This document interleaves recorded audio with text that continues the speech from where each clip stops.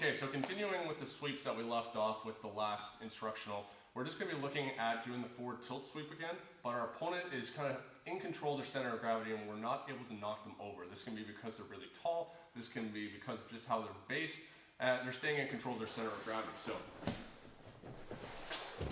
what we're just going to do, we use the modified X a lot, using that shallow hook. It's a very strong tool, and so while the last video in the sweeping series we were knocking our opponent forward and then switching to a modified X to capture the leg and knock them over, we're just going to go to the modified X earlier at this point. So I can't complete the basic sweep, Kevin's in control, but at the same time as I'm trying to knock him forward, it's very difficult, and maybe I can't quite reach to his leg to block him here. I just don't feel like I'm able to knock him forward.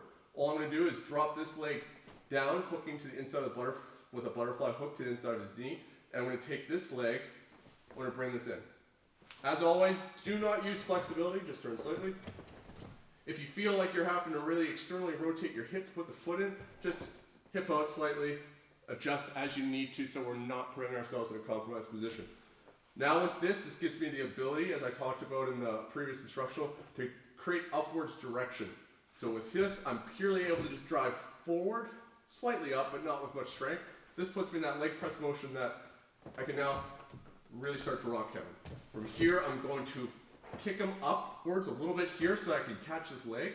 Depending on how he's facing, I might just take him back this way, and we'll go through the technical stand-up, completing the sweep process. But he's probably still going to be leaning a little bit more forward this way.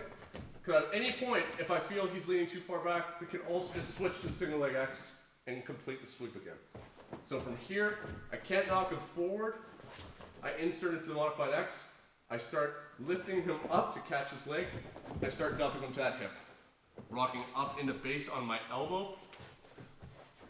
Performing the technical stand-up. Go in this direction.